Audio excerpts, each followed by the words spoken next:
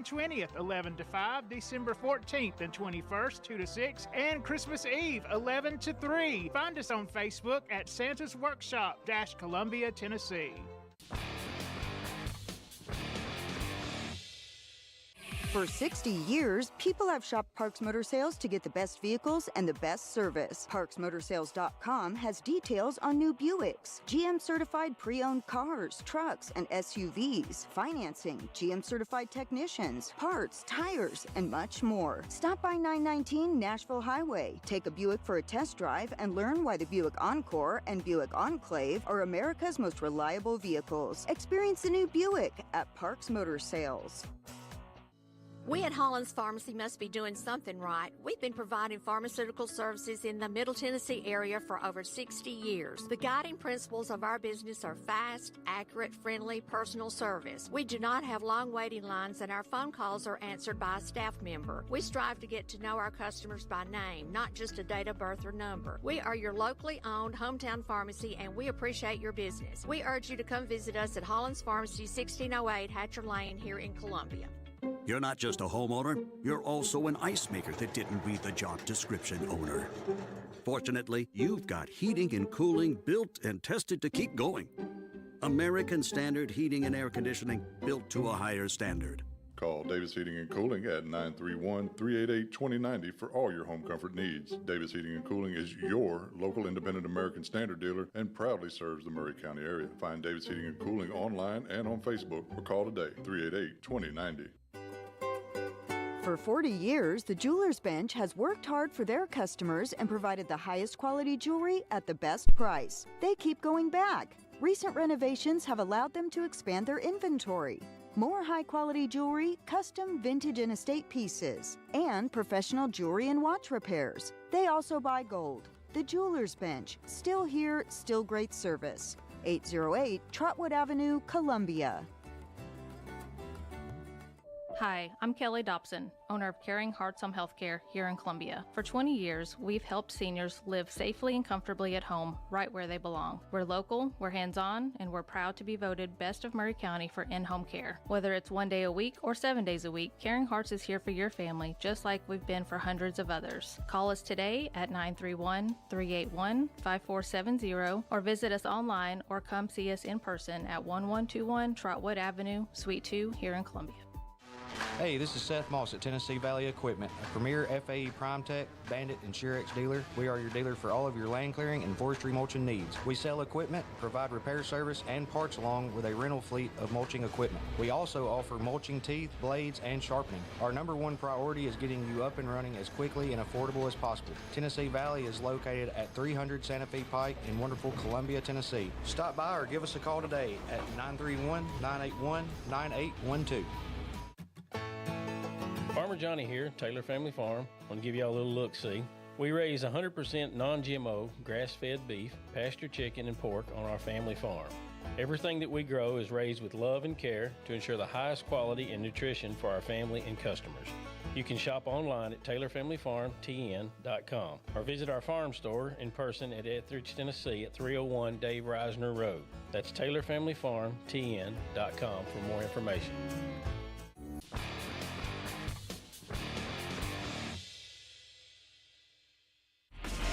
What's your favorite radio station? 101.7 WKOM. Oh! Gentlemen, we went over the rules in the dressing room. I want to caution you to keep this fight clean at all times, and what I say you must obey. Live from the WKOM studio in downtown Columbia. It's time to wake up and get woke. It's Three Dudes with a View. Let's get it all!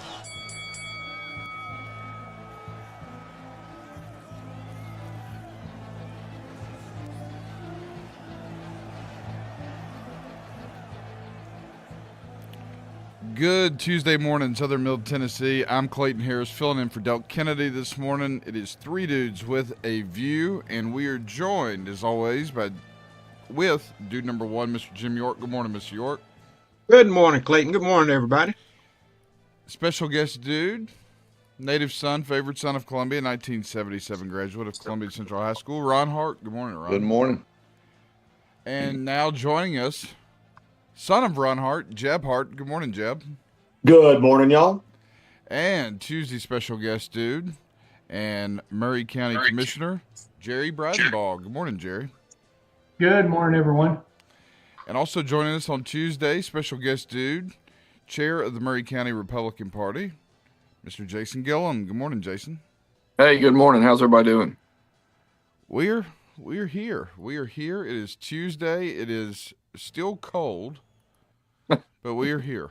That it is. So what does everybody want to talk about this morning? I have a few ideas of some things we may discuss, but anybody want to take the lead? Mr. York? What about the truck plant in West Tennessee by Ford? They're making some modifications. They're going to more of a hybrid vehicle than an all-electric vehicle. What do y'all think about that? All the sense in the world. I think it's great. I think if you look at just the numbers of people buying electric, I think hybrid is definitely more of a way to go than full electric. I think you're going to have a hard time convincing a lot of people. Like Delk, for example, he will never buy an electric vehicle, but he could potentially buy a hybrid because it's not full electric. So we'll see. I think it depends on the location, geographic location. In major cities, I think people don't have a problem with electric vehicles, but when you start getting out in the rural area like we are in a more agrarian area, people want trucks, and they haul boats, they haul trailers and stuff, and electric vehicles by itself just doesn't do it. Well, think about it. Cold. Well, sorry, I was going to make this point real quick. Say you live here in Columbia, Mr. York, and you're trying to go to the beach down in South Alabama or northwest Florida. Mm-hmm. Once you get down below Birmingham, I don't know where you're going to charge your electric car. I mean, I'm sure there's places down through there, but it's not the same as being able to stop and get gasoline. Yeah, and this 300-mile limit on EVs is just that's not going to cut it for the way Americans travel across the country. Correct. Americans are used to pulling into the Shell station and filling up in 20 minutes and getting a soda and hitting the road. And you got to plan a lot more to be there for 2 hours to charge. But I would agree with the analogy. Hybrid right now fits American usage. It's one of those, you got to build it before they come type thing, because without the infrastructure to charge the cars, it as Jim said, it's not worth the effort to try to travel. And he is right. The warmer climates, the flatter terrain is more favorable to an electric vehicle. You start going up and down hills and getting into the cold weather and those kind of things, and the technology had just not caught up with the climate yet in that regard to be able to make it a sustainable, smart purchase. But I do know a couple of folks that I thought would never go away from an internal combustion engine, and they've bought hybrids and are really happy with them. Yeah, well, a lot of people buying hybrids. I wish our friend Scott Sapicki was here. You may have heard him talk about this before, but the tunnel in Nashville that they're building from the airport to downtown, and the electric vehicles that are running under or in that are going to be running in that tunnel. This is technology actually that was developed in Israel and is actually going to be used in that tunnel, and it's a power generating roadway that charges the vehicles as they run across it, and they don't ever have to be parked and charged because they get continually charged from the surface, which is super technology. And I'm sure he could speak a whole lot more eloquently on it than me, but he told me the gist of it, and I thought, wow, what a concept. So I think something like that, and who knows how much power it takes, how much you have to generate to energize those roadways, but definitely interesting technology that maybe one day down the road might be applicable to everybody. But like you say, Jerry, right now, we're just not there. We're a long way away. Not yet, Jason, but could you imagine the amount of jobs that would create if wow, yeah. Absolutely. If you converted all the highway systems to something like that, yeah, it's just incredible to think. Yeah, so it's the benefit of partnering with other countries and developing and learning, and but who knows? I guess one day we'll see that technology in a more widespread use. Well, that's Jason, let me ask you, that pops off to a different question, but I saw a picture this morning. I was watching the news as we were eating breakfast, and it had I guess a artist rendering of the tunnel, and there was a little car in it. I don't know if it was electric, but it was a little coupe. And it looked like the tunnel was going to be a tube just big enough to hold one car going back and forth.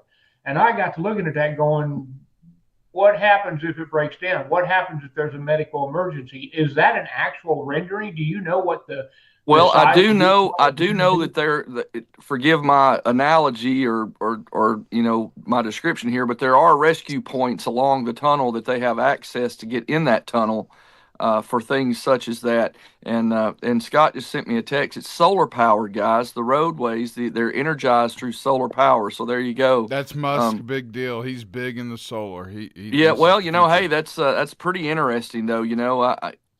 Like I said, certain parts of the country that might not be too applicable. I don't know, but it's really intriguing. But yeah, Jerry, they do have access points along the route of the tunnel to take care of problems just like that.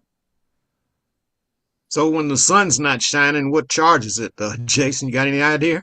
Well, that's kind of what I was alluding to. In certain parts of the country, kind of like in the Northeast, sometimes you don't get a whole lot, or excuse me, the Northwest, you don't get a whole lot of sun sometimes. And so I don't know. I'm not an expert in any level about solar energy, but it definitely is intriguing technology to say the least. Probably be sucking it up from TVA somewhere, or converting more farmland into solar farms. Yeah, right. Well, we got about 4 or 5 minutes left in this segment. Anything else anybody wants to discuss? A lot's happened. Yes. Yes, there has. When Rob Reiner got stabbed, the shooting at Brown, the shooting in Australia, you take a dealer's pick. Yeah, it's quite the Rob Reiner thing. They need to outlaw knives, I think, in California now. That'll make the difference there. They're going to outlaw guns. You might as well outlaw knives, right? It does direct to the absurdity of the thought process, right? Yeah. The murders in London are pretty much all by knives. So if you want to kill somebody, you can find a way to kill them. Absolutely. I think the big thing about Rob Reiner is the nastiness that the president put out, mocking his death, and people are. I don't think he was mocking his death. The backlash. He was just backlash. I don't think he was mocking his death. He was just letting everybody know the vitriol that Rob Reiner has shown toward him ever since he first was elected. I mean, if you look at some of the things that Rob Reiner has said about our president, directed to our president, and even those that support him, Mr. York, it is far worse than anything President Trump had in his diatribe about the death of Rob Reiner. Well, I thought about that when I heard that yesterday, and people getting all over President Trump. And I mean, quite frankly, if you don't like somebody, don't give false kudos when they're gone. Just don't say anything.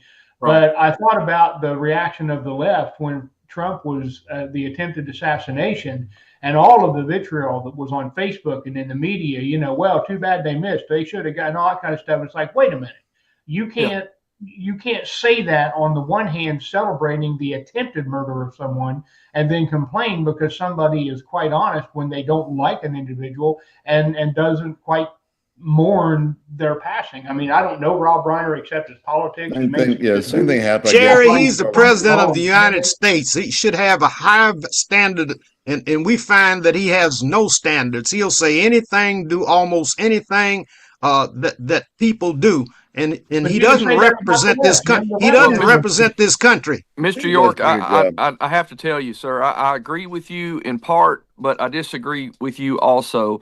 I agree with you that as the president, he should be more reserved and shouldn't probably lash out like he did. I agree but he is a human being, and he has been literally lambasted from Rob Reiner over and over. Jason, here's what Rob Reiner said about him. I'll play it for you. Okay. Virtually is a lie, and he's a con man. And if you look at what he's done with his career and how he's tricked people into things, it's abhorrent. I never liked George W. Bush, his policies, but I didn't hate the guy. I hate this man. I've never hated a politician. I can't not hate somebody who bilks innocent people out of money, life savings. And we've seen it. With that Trump University, he took people's money, $35,000, wiped these people out, and is being sued for it. He steals money from charities. I'm not making a complete and utter lying buffoon. I mean, I'm going to tell you the truth. He's a fraud. There you go. That's pretty. Yeah, right. And that's the kind of thing. Is Rob Reiner telling the truth? Is he telling the truth, or is he lying? Absolutely not, lying. Mr. York. President Trump is not goodness. a con man. Come on. Why did they close? Why did they close Trump University? His name is Obama, who was from Kenya, who played himself off to be an American citizen born in a hospital. That's old and lame, Jason. It ain't old and lame. It's relevant because he's a liar and a cheat. So if you want to talk about why wasn't Obama indicted? Look at Obama. Why wasn't Obama indicted? If you're gonna bring Obama up, we're talking about Trump, who's done everything that Rob Reiner said.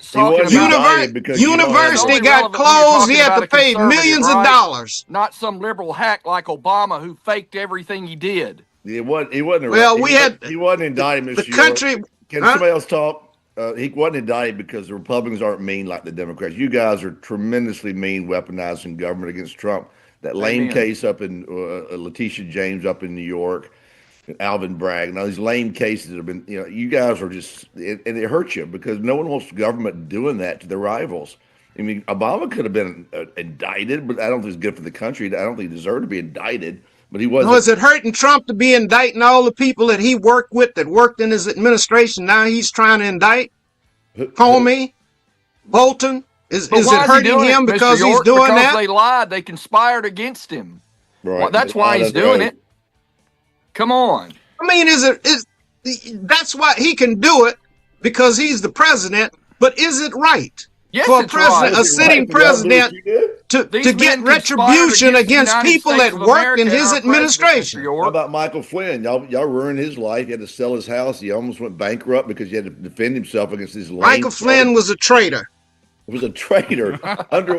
You're a liar, Mr. You're again lying. You said Tennessee was #1 in rape last week. Wow. I didn't say #1 in rape. Okay. I said they were 3rd in violent crime. We're off and running this morning on the Tuesday edition of 3 Dudes with a View, and we will take a break and be back right after this.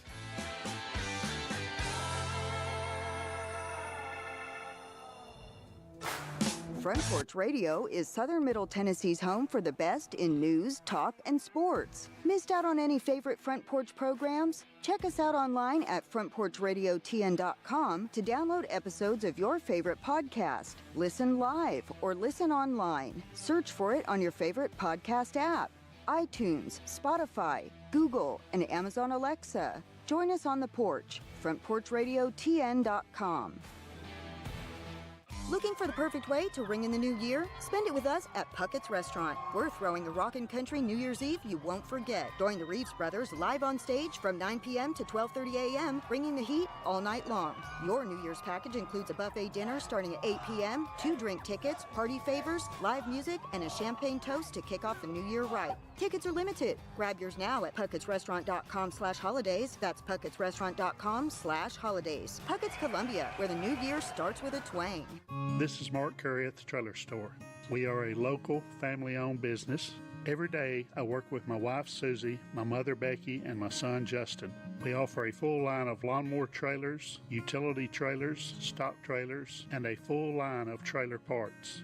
We also offer service. Come see us at 1021 New Lewisburg Highway. Call us at 931-381-2795. That's 931-381-2795.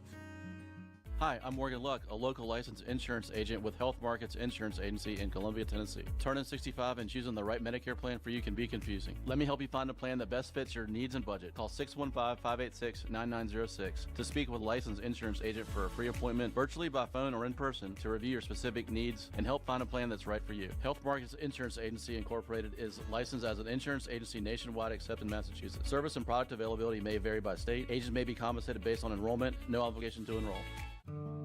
Hi, I'm Matt Perales, manager of Murray County Equipment. We help you with all your agriculture and construction equipment needs. We carry a full line of New Holland tractors from compacts to high horsepower. We have a full line of Gravely mowing equipment. We also have New Holland construction equipment, attachments, and accessories for your tractors and a complete parts department. We are locally owned and operated. Come see us at 1075 North James Campbell Boulevard or learn about us on Facebook or contact us at 931-490-8183. Debbie Matthews, realtor, and her husband Jason, who is a prose songwriter, also own a music publishing company. They live in historic downtown Columbia with their dogs. Dog rescue work is their passion project. They consider Middle Tennessee their backyard, and their lives are full of all things Tennessee. Debbie says there is no greater honor than to help someone find a home. To be trusted with that job, there is no greater privilege. Call Debbie at the Nashville Realty Group, 615-476-3224, 615-476-3224. The holidays are here, and Tillis Jewelry is making it easier than ever to find that perfect gift. We're opening with extended holiday hours. Join us Saturday, December 13th and 20th, and yes, we're even open on Monday, December 20th for all your last-minute shopping needs. Whether it's diamonds, gemstones, gold, or that famous little black box, Tillis Jewelry has the sparkle they are wishing for. Come see us on the Columbia Square. Family-owned, full of Christmas magic, and ready to help you shine. Tillis Jewelry, extended hours so you can make their wishes come true.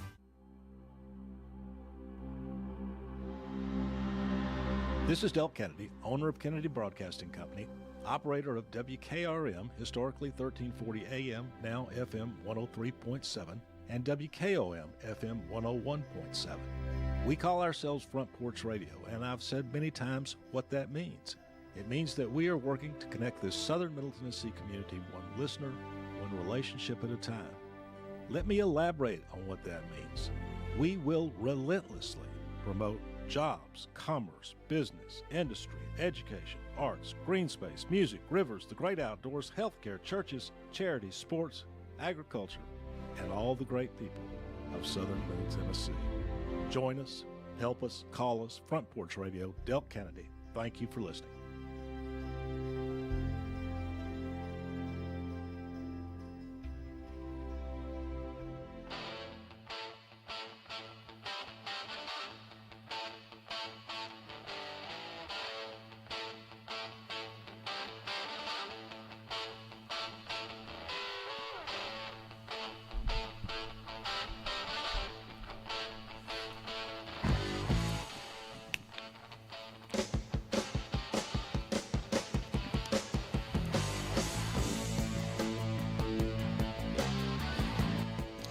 Three Dudes with a View Tuesday edition. Clayton Harris filling in for Del Kennedy this morning. We are joined by dude number one, Mr. Jim York. Good morning, Mr. York. Good morning, Clayton. Good morning, everybody. We're also joined by special guest dude, native son of Columbia, Ron Hart. Good morning, Ron. Good morning. Son of Ron Hart, Jeb Hart. Good morning, Jeb. Morning, y'all. And also joined by the chair of the Murray County Republican Party, Jason Gillum. Good morning, Jason. Good morning. And joined by Murray County Commissioner Jerry Bradenbaugh. Good morning, Jerry. Good morning, everyone. Okay, fellas. I'm sure we got some stuff we want to talk about. Water being one of those issues. Don't mention water. Don't mention water. I was saving it for the middle of the show. That way we got some time to discuss it. So. On the rape thing, though, you did say that, Mr. York, last week. I didn't say it. You keep lying, Ron. You keep lying. All right, why don't you be quiet for 1 second? Why don't you quit lying for 1 second? I remember what you said. You said we were number one in per capita based on the thing that you printed out. Are you going to listen to this? Run your mouth. Go ahead. All right, here we go.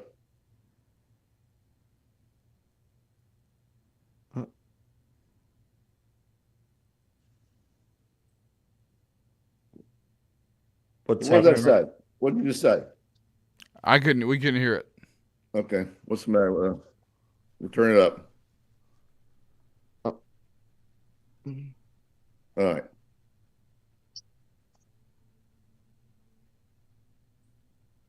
Can't hear it. Yeah, let's go on to something else. It's not coming through. I mean, I could answer some questions I about got the a water. question. I know a little bit about it. Let's talk about health care before you get on to that. Change the subject. You said Tennessee was number one in the nation in rape cases per 100,000 people. Will you admit Well, that? if that's what you heard, that's what you heard. That's So it's what it over says. with, So Ron. So it's explain over it. with. It's I'm over explaining with. Your ability Let to it lie. go. Your ability to lie. Let it go. You're one of the biggest liars on this show, so let it Talk go. about Trump. You talk about Trump. You said that Tennessee. Let me was ask number a one in the country question. in rape. How I knew it how didn't are sound people right. I looked it supposed up. to pay Last year, for? Tennessee's below average. And you How won't is even people? admit it. How are people supposed to pay for their Don't health change the care subject. Here you go again. if a dose of medication costs $3 million a dose? What costs $3 million a dose? There's an abnormality that a baby had where her muscles in her neck and body was so flexible they couldn't hold their head up. And they found she had a genetic abnormality. And a company had took them 10 years and $3 billion to develop a drug that would cure that genetic abnormality. But the cost of the medication was $3 million a dose. They spent $10 billion. How are people supposed to pay for that? $10 billion they spent on it. The unit economics of that are just a bit crazy because it's an incredibly unique. I mean, it's odd that they spent that much time and that much money to develop something for something that does not have that large of a market use case. And if insurance isn't going to cover it, they have to recoup their R&D costs in one capacity or another. Yeah, it's not only that case, Jeb, too. There's other things they failed on. So that one was a winner. They have a lot of losers as well. But $10 billion is a lot for obviously a drug that has such a narrow use. The amount of people the amount of drugs that go through development, there are people who work in the pharmaceutical industry who have an entire career without a single one going to market that they worked and developed under. Like the amount of scrutiny and oversight and testing and long-term things it has to do. Then you add on the fact that the vast majority of the world utilizes our FDA for their clearinghouse for their own drugs. So by the time that we clear it, they just give it a thumbs up and don't do any of the governmental research on their own accord. So it makes it a lot cheaper on the back end for them to just utilize all of the groundwork that we did for them to be like, oh, they said it's cool, we're good. And they don't have to pay for it because we did it. So there's a lot of factors involved in it. It's not as myopic as a singular $3 million bill. It's a systematic thing across the board. This is a very unique one in the fact that I don't understand why they would spend $10 billion on this is the first I'm hearing about it, but $10 billion. No, it's $3 billion. It cost the company 10 years and $3 billion of research to develop the drug. And then, in order for the child to get the drug, I think what finally happened, a bunch of organizations and the government got together and put the money so that she could get that one dose of drug that actually cured her abnormality. Well, I mean, I'm pretty sure that if I had to take a guess without knowing about this, so I would like to qualify that $3 billion number was not directly for this very narrow use case drug. This is just what it ended up being. And a lot of that's going to end up being written off in one capacity or another on their books for other failed drugs. Because like I said, they work on a ton at once. And a lot of times the initial use case of why they were developing something isn't what it ends up being. I mean, look at Viagra. It was for heart medication, and there's a lot of things that deviate down the line once you get longer term use cases and testing done. But that seems like a flyer and a very outside. You don't fix healthcare by fixing that one drug for a very. No, I'm not saying you're gonna fix healthcare. I'm just saying drugs are expensive, and it takes the developer a lot of time to develop a drug. Gene therapy is rather new. They're using a process called CRISPR, where they can take out a gene out of your genetic makeup and replace it with an artificial gene that will cure your problem. So it takes a lot of research to do that. And in the average, more and more people we're finding that they're having genetic abnormalities that are basically incurable if they don't come up with a new way of treating them. So the question would be, if you're trying to resolve that problem and it's a financially burdensome problem to solve, does it make sense to add in more regulations or to streamline what we currently have? Does it make more sense to make it more burdensome on both hospitals and pharmaceutical manufacturers to go to market, especially when it comes to experimental things, because insurers a lot of times won't cover them if they haven't met the threshold, because they can be technically liable if it doesn't work the way they're supposed to. So things that are, experimental or trial medications and things like that. Do you remember who I'm talking about? He was like the most hated guy. He went to jail for something, but he bought this kind of defunct pharmaceutical company that made a very specific drug for AIDS and jacked it up like 8,000%. Martin Schreckle, wasn't it Martin Schreckle? Yes, thank you. Yes, but he got it was like the most hated man in America, and but in actuality, it's such a rarely used drug, and insurance covered it. Also, if insurance didn't cover it, he covered it. Also, if insurance didn't cover it, he allowed people to take. He's the science that was in the development of that to bring that down. But $3 million for a singular dose of something is absolutely astronomical. But I don't think that they spent 10 years trying to build a drug that had such a small use case. My assumption would be that it was developed and that ended up being what it works for, and it didn't work for the intended cause that had a much larger market space. But again, I don't know enough about it, but that doesn't seem like it makes a lot of sense to spend 10 years on something that like 10 people need. Every life is a precious life, Jim. So are the people. Clayton, you brought up water. Is there some question you had or something specific that you were wanting to know about it? Well, no, we discussed it yesterday on the show because yesterday was the first show we had since the council meeting on Thursday night. So, right. I mean, obviously, we talked about it yesterday, but I figured, with Jason, with yourself and Jerry being a commissioner coming on today, that would probably be a topic of discussion. And we got about 2 or 3 minutes left before we take our final break of the show. So if we want to kind of touch on it real quick before we go to break, and then we can kind of follow back up with it after the break. But any initial thoughts from Thursday night city council meeting? Well, yeah, the city council sat there and listened to Jonathan Harding and Matt from CPWS talk about all of these numbers from their project, and these guys are being misled from the get-go. The numbers aren't correct. What they're telling are not. It's not a 20-year solution, for one. It's incredibly expensive, as we all know. They don't have the money yet for the project. What they're asking for, the WIFI alone itself is a 40-year note for a intake that's going to provide water that CPWS themselves said was about a 20-year solution, which it's not going to last that long, but let's give them the benefit of the doubt. So you're going to take out a $272.6 million note with a 40-year payback for a 20-year solution. That alone is absurd, but that's just the tip of the iceberg. We could go on and on and on, and I would be happy to, because there are other options that will not cost the people in Murray County 149% increase on their water bill, which is absurd.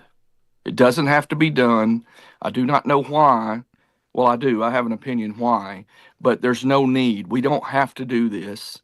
We shouldn't do it. We have another option, and it's a great option. And people are going to be hearing more and more about it. Being on the board at Murray County Water System, we're continually looking for alternate sources, because we have to pay Columbia Power and Water for the water that we have to distribute to our 8,800 customers who are impacted by these rate increases. And we do not want to pay that. We're going to find alternate means, and we've got an alternate solution, a much cheaper solution, almost 1/10 of the cost, that will provide just as much water. Jason, the number you hear is potentially 149% over 5 years. Yes. Would would Murray County Water System, would their rates go up 150% too? Would they have to pass that along? Yeah, we have to pass it along, and people, and even Columbia Power and Water, very disingenuous, tried to insinuate that we have an exorbitant markup on our rates at Murray County Water System. That is absolutely not true.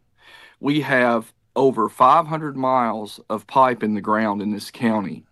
We have 13 pump stations, excuse me, like six tanks, I believe, and manpower. We have maintenance costs, and we have 1/3 the customers that CPWS has. We've got 8,800, they've got 26,000. Our bill is $28 higher than theirs. So think about that. On a percentage basis, we're not only competitive, our waters probably comes out cheaper on a percentage basis. I haven't sat down and looked at that number exactly, but I do know that we're at $28 higher than they are, with 1/3 of the customers and almost the same scope of, or scale of work. So it's just really unfortunate that, this misinformation keeps getting put out there, and our city council obviously doesn't have the discernment to look into it and find out. We've had one person on that city council come to Murray County Water System, sit down on their own volition and ask us questions to find out information. Just one. Jason, let's pick this back up after the break. We're up against our final break of the show. You're listening to Three Dudes with a View Tuesday edition. We'll be back right after this.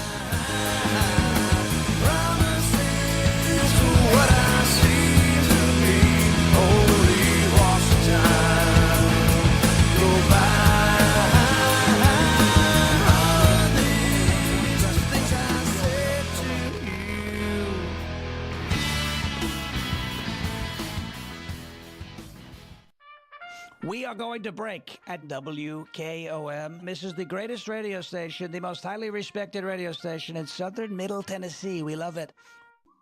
Hello, my name is Zach Maddox. I'm a proud third-generation owner-operator of Columbia Paint and Wallcover, founded by my grandfather, Ralph Maddox, in 1946. Now I am honored to continue the legacy as owner-operator today. We offer a variety of paint and wallcovering products, but our passion is customer service. We can offer many personalized services and can come out to your house or business if needed.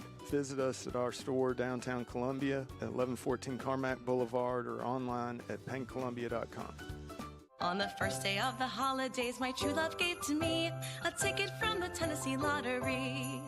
On the second day of the holidays, my true love gave to me 2 I don't remembers and a ticket from the Tennessee Lottery. On the third day of the holidays, my true love gave to me 3 I forgot, 2 I don't remembers and a ticket from the Tennessee Lottery. Make it a holiday they'll never forget with gifts from the Tennessee Lottery. Game-changing, merry-making fun. Please play responsibly. Lights are twinkling, snows are falling, just like last year. Fun is calling with holiday games, the instant kind, the easiest gift there is to find. So celebrate for just a while with holiday games that'll make you smile. Only from the Tennessee Lottery. Game-changing fun, play responsibly. Hiller's here, you don't need to worry. If you're stuck without any heat, we'll be there in a hurry. Hiller's here to help you right away. We'll be there to fix you up, call a Happy Face Truck today. Yes, Hiller's here, so never fear, call the Happy Face Truck today. Hiller! Happy holidays from the Hiller family. Take advantage of our current specials and deals at happyhiller.com. Do you have trees that need trimming or removed? Do you have stumps that you want grounded? A1 Tree Trimming and Removal is a family-owned and operated business local to Columbia and Lewisburg. They also service surrounding Middle Tennessee. We are licensed and insured and provide free estimates. No job is too big, no tree is too small. Give old Luke a call or text Luke at 931-359-3113. Or you can check them out on Facebook and tell A1 Tree Removal that you heard this ad on the radio. If you love America, then you will love A1 Tree Removal.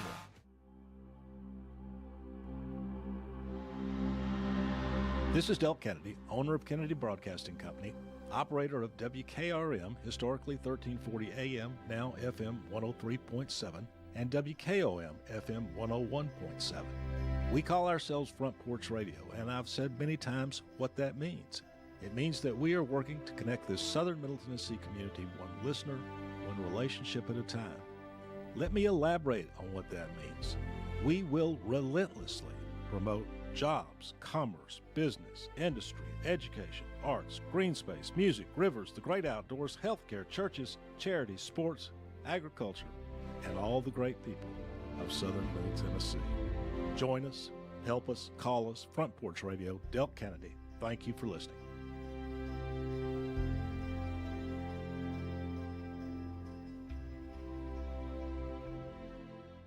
Columbia Foodland is a locally owned and operated family grocery store with a full line of dry, dairy, frozen, meat, and produce items. We focus on keeping the freshest hand-cut meat and produce items daily with the most competitive prices in town. We offer weekly ad specials as well as in-store weekly specials throughout the store. Located at 427 West 7th Street in Columbia in the former Harris Foodland location. Columbia Foodland. We are here and ready to serve the wonderful people of Columbia and the surrounding areas. Buicks of today are among the most dependable and luxurious vehicles in America, and Parks Motor Sales has them all. Find excellent deals on the Buick Envista. Parks has SUVs, the Encore, Enclave, and Envision. Their exceptional staff can help you find your best fit with financing for your budget. For a vehicle that has everything, experience the new Buick. For a dealer that has everything, experience Parks Motor Sales. Visit 919 Nashville Highway or parksmotorsales.com. This is Delk Kennedy, Front Porch Radio. I just love Holland's Pharmacy on Hatcher Lane. When I come in, they know my name, the service is friendly, and the price is competitive. Lately, I've had mobility issues and have been using a cane. They have a new drive-in window. Help for people like me to do business at Holland's Pharmacy. 931-388-4233. 931-388-4233. You're not just a homeowner, you're also an ice maker that didn't read the job description owner. Fortunately, you've got heating and cooling built and tested to keep going. American Standard Heating and Air Conditioning, built to a higher standard. Call Davis Heating and Cooling at 931-388-2090 for all your home comfort needs. Davis Heating and Cooling is your local independent American Standard dealer and proudly serves the Murray County area. Find Davis Heating and Cooling online and on Facebook or call today, 388-2090.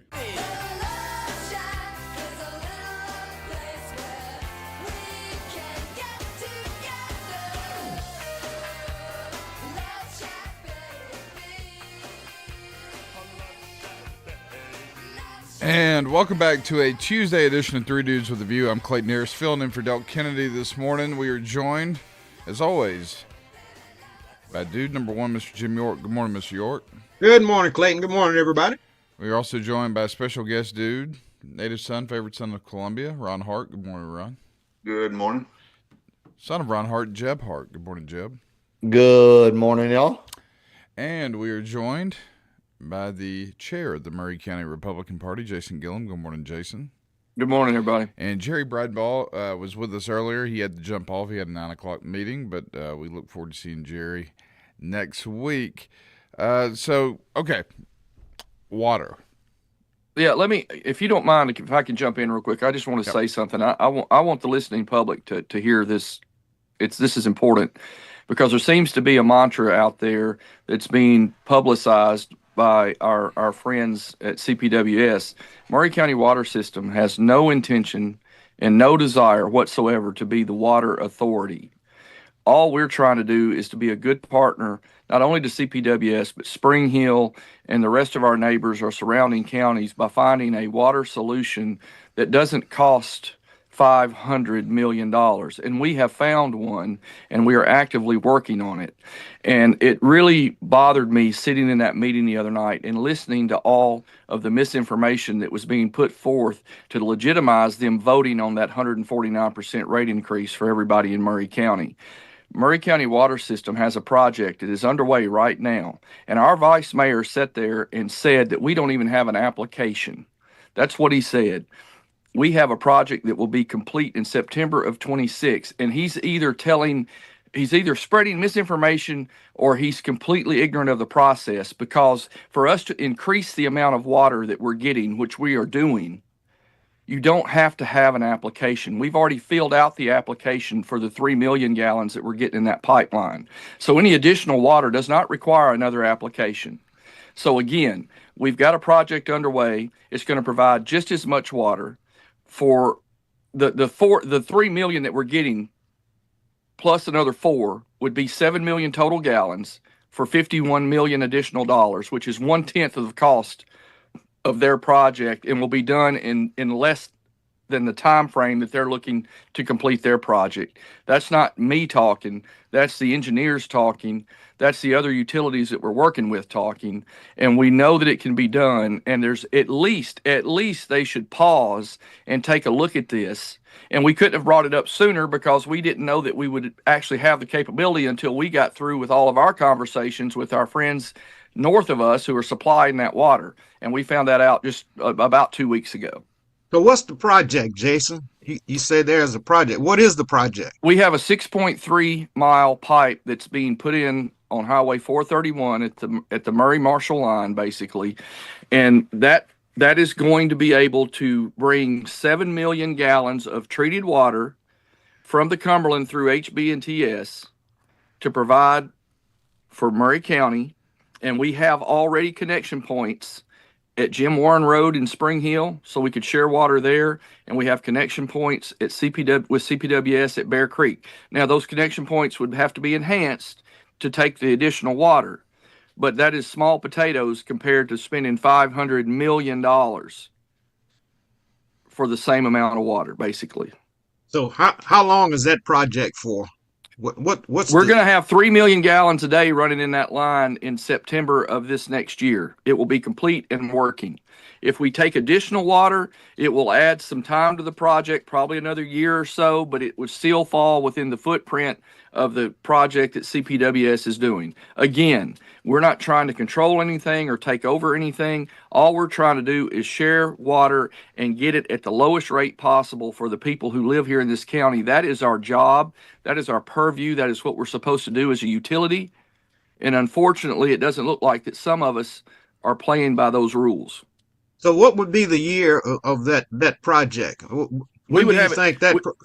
What I'm asking is, how long after that project? How long would it be before we would need another supply of water? Well, Mr. York, if CPWS is telling everybody that their intake that's going to add 12.5 million gallons of water is a 20-year project, I can tell you that it would be at least that long. Okay. Jason, I don't know if you listened to our show yesterday at all. But I didn't get to, Clayton. I'm sorry. I was actually in meetings yesterday involving water. We've got a lot going on right now in that aspect, and so I missed it. I brought up something that I think that's been talked about, or maybe they're beginning to talk about. But what do you know about possible like off-channel reservoirs? Well, I mean, obviously, I've been advocating for a reservoir here at, from the old Columbia Dam site, right? And we're trying to revitalize that. I think that a reservoir is extremely important, but right now we have to, get the solution in place for water today. And let me tell you something else about this pipeline that we got that's important. And of course, Representative Sapicki and I and others, from all over, from the state level to the local level, we're all talking about this and trying to figure it out. But he makes a really good point that I want to share. This water that we're getting from HB&TS comes from the Cumberland. It's treated. So unlike taking 12.5 million gallons of water out of the duct, the water that we're supplying comes from the Cumberland, from a utility that's already permitted for that water. So we don't have to get a permit to withdraw that amount of water. So it gets that amount of water that we're going to supply does not come from the Duck River. So it takes pressure off the duct. And I'll tell you something else that's interesting too. It doesn't involve that 5 cents per 1,000 that you have to pay to the Duck River Agency because it comes from the Cumberland, not the Duck River. I've been on this show for a while listening to the water debate back and forth, and if you would be able to, for somebody who is not as tuned into what the actual both financial issues to the end consumer are? Like, just for the person out here listening who who isn't going to the meetings, who isn't going there, could you give a summation of what the problem is, where the roadblocks are, and what the differing ideas are? I know we don't have much more time. Right. left, Well, like I'll try to be very quick with it. So the problem and the solution that everyone's trying to find, the problem is that the Duck River is at a precipice. There's 7 utilities on the Duck River that are withdrawing over 51 million gallons of water a day. I don't know the exact amount, but it's over 51 million gallons of water a day from those utilities. And the Duck River is at a precipice. And so Governor Lee, through the Executive Order 108 that was signed in November of 24, he, developed a committee of the Duck River Watershed Planning Partnership to look into this. Okay. And they've been looking into it. They're still looking into it. And there's been some ideas about raising Normandy, to provide more water or a bigger storage of water for drought times. But what we're looking at is we're trying to get off of the Duck River. We're trying to keep everyone's rates as low as possible and provide a solution long enough that will give us time to develop a long-term fix for our water so we don't have to address this again for another 100 years or so. That's basically it in a nutshell, Jeb. And if it doesn't get resolved in whichever version of the proposals of people out there, what is the result if it doesn't get resolved in the next 5 Well, years? God forbid if we have another drought like we had in 2007, where Normandy was almost drawn down to nothing below the intake that they have to provide water for their communities that surround Normandy. Duck River would literally dry up. I mean, you think about the population increase that we have had in our community over those years. And literally, I mean, we would have a river out here that would stop running. It would be pools of water. And we would be in a terrible situation. It is right now our only source. And we've got to find alternate means of having water in our communities and in our surrounding communities in southern Middle Tennessee. The saga of water continues. It's like gold, Mr. York. I mean, it's life. You got to have it. Oh yeah. Go back in time as long as you want. The Memphis and Egypt on the Nile, Memphis and Memphis. There we go. Being close to water that provides stability. One last thing. Well, we'll probably be discussing this more as we go on. We may open up the phone lines tomorrow. Who knows? We'll talk about it. Yeah. So we may do that. All right, fellas. Good deal. We appreciate it. We'll see you Have a good tomorrow. one. See you, everybody. Have a great day, folks. Breaking news this hour from Town Hall. I'm Rich Thomason. The United States gained a better than expected 64,000 jobs last month, but the Labor Department says 105,000 positions were lost in October as federal workers left, a result of cutbacks by the Trump administration. The president's construction of a $300 million privately funded White House ballroom will go to federal court later today. Today's hearing comes after the National Trust for Historic Preservation filed a lawsuit last week accusing the Trump administration of illegally tearing down the White House East Wing. The group is seeking a temporary restraining order to halt construction while its case proceeds, arguing that the project has already caused irreversible damage. In a court filing, the administration said the project was lawful and that it must continue for unexplained national security reasons. Greg Clugston, Washington. Australia's federal police commissioner says a mass shooting in which 15 people were killed during a Hanukkah celebration in Sydney was a terrorist attack inspired by Islamic State. 4 people under arrest for allegedly plotting New Year's Eve attacks in Southern California. The subject arrested envisioned planting backpacks with improvised explosive devices to be detonated at multiple locations in Southern California, targeting U.S. companies. These bombs were to blow up at the same time on midnight this New Year's Eve. The FBI's Akil Davis says the suspects belong to an extremist, anti-capitalist, anti-government group. 3 more suspected drug-running boats have been blown out of the water by the U.S. military in the eastern Pacific. 8 alleged narco-terrorists were killed. President Trump says the ongoing operation has stopped a lot of poison from reaching the U.S. Watching Wall Street this hour, the Dow is down 18 points on the NASDAQ, 19 points higher, the S&P 6 points in the red. More on these stories at townhall.com.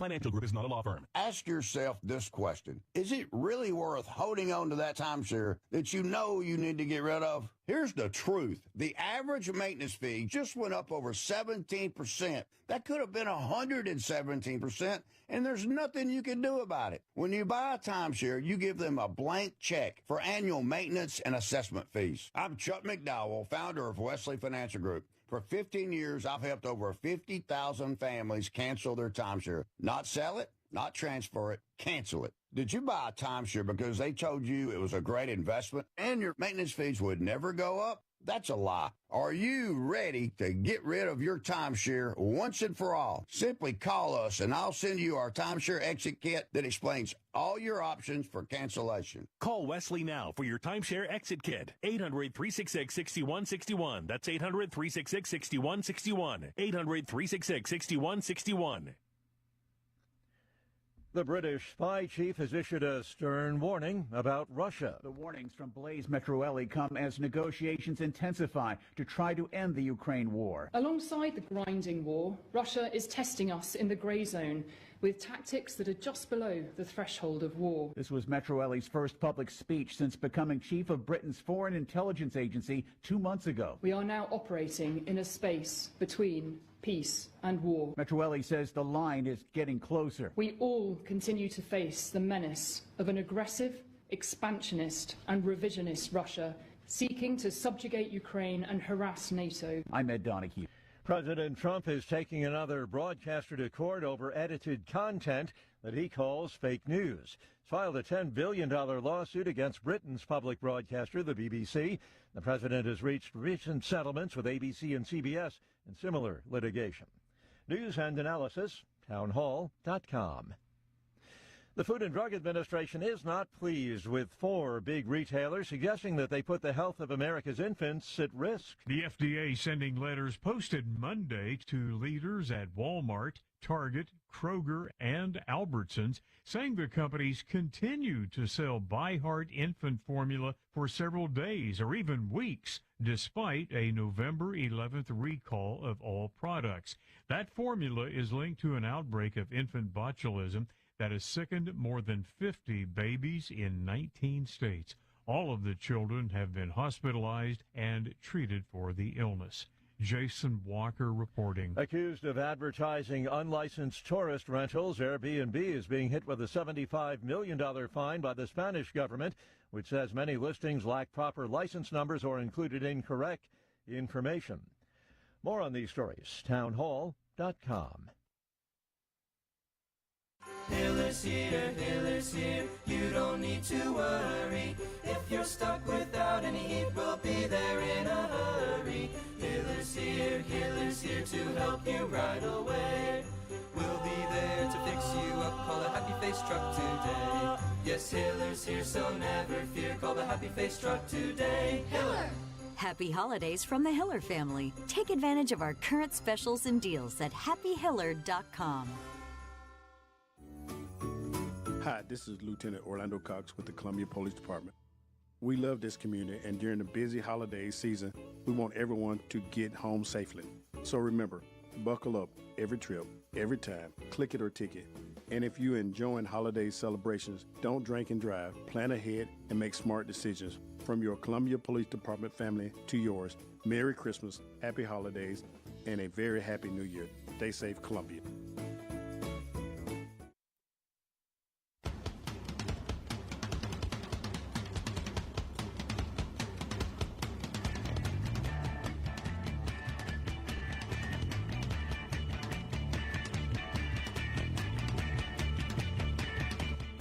Meanwhile, I read that Trump is weighing an executive order that would reclassify marijuana as a less dangerous drug. His staff told him that weed makes people eat too much, take naps, and watch TV for hours. Trump was like, oh, so it has no effect? You know. That's top flight network comedy right there. That Trump, who's up 21 hours a day working, everybody knows it. It's right out there with the timestamps on it on social media and so on. Yeah, he's a real slacker, that guy. They're all very severely mentally impaired Democrats. They're smids. severely mentally impaired Democrats, the Smidleys. Yes, sir. And a very good and happy Tuesday to you, and welcome back once again. We continue to be reached at 888-630-9625. And with the Rob Reiner double homicide, Rob Reiner and Michelle Reiner having been murdered allegedly by their own son, who is in custody, in prison, in jail, on suicide watch, and probably no video cameras working, and get the Jeffrey Epstein treatment when they put you on suicide watch in jails. But Rob Reiner and his wife Michelle, close personal friends of Barack Hussein Obama and Big Mike, Michelle Obama, and they were supposed to be getting together on Sunday night when the Obamas learned that the Rob Reiner and his wife Michelle had been murdered, allegedly by their own son, Nick. But you do have to take a close look and see if Hillary Clinton was around anywhere, because there are Democrat Party ties, and you got slashed throats and untimely killings and all that. So you definitely have to check and see if Hillary was around. So I want to. That's a pretty crazy thing, and it does turn out that President Trump was right, and that Rob Reiner had a very severe case of Trump derangement syndrome, and appeared on many television shows on left-wing networks and so on to talk about how Donald Trump is a threat to our democracy and to our nation, and we're going to be, what did he say, authoritarian, or words to that effect, and because Trump is so bad, and it's a threat and danger. And then Rob Reiner did, I don't know what, bought another bag of crack or something, but never mind that.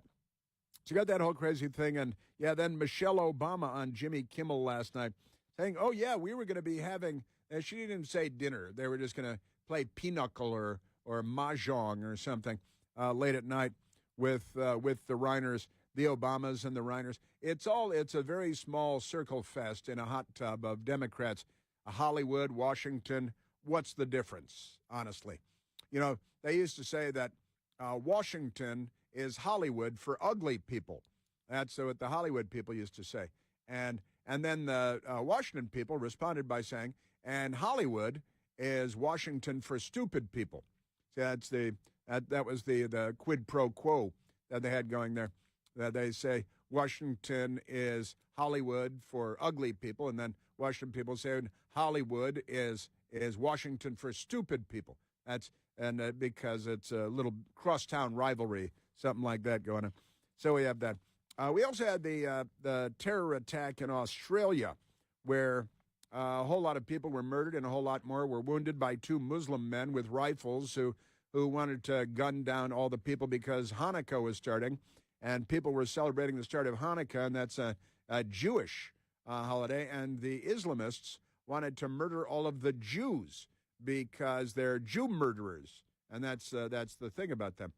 So the massacre there, a terrible, horrible thing. And you got a left-wing prime minister. We talked to our unofficial Australia correspondent, Jason, yesterday on the radio, and there are updates today. They've got this prime minister, Anthony Albanese, and he's a lefty. He's a big lefty, and he just wants to Islamists attacked Jewish people on the beginning of Hanukkah, the Hanukkah massacre. It's time we take away your guns. Oh, okay. You stupid people have the same answer to everything, don't you? You're incapable of learning because you're lefties. It's pretty amazing stuff. But here is the Australian Prime Minister, Anthony Albanese, yesterday with an update as of yesterday on what happened there at Bondi Beach on the Greater Sydney Harbor. I've been to Bondi Beach, walked across the big Sydney Bay Bridge, the big coat hanger and all that stuff. And it's beautiful. It's wonderful. It really is. And then the jihadis show up and start gunning down all the Jews and everybody else. They killed, I guess there are 3 little children. They killed one 10-year-old girl, and 3 other small children are in intensive care right now. And the left was very excited because a grown man, a Muslim man, attacked one of the gunmen and got him in a neck lock and threw him to the ground and took his gun away. I think it was looked like a 12-gauge shotgun, and he didn't shoot the gunman, who then went back to killing people. He did go back to killing people. It was before he was gunned down by the police much later, but he had gotten back to murdering people. So really the hero of the story, the Muslim man that took away the shotgun, should have shot the guy with the 12-gauge shotgun, blasted him off his feet to take him out of action, because he was in the middle of murdering as many people as he could murder in an act of jihad. But never mind that. And the left-wing Prime Minister, Anthony Albanese, he was talking to the press yesterday, and he found out a thing or two. Hey, wait a minute. These guys are really jihadis. It would appear that there is evidence that this was inspired by a terrorist organisation, by ISIS, including the presence of Islamic State flags in the vehicle that has been seized. A part of that radical perversion of Islam is absolutely a problem. Absolutely a problem. And he's got a funny Australian accent.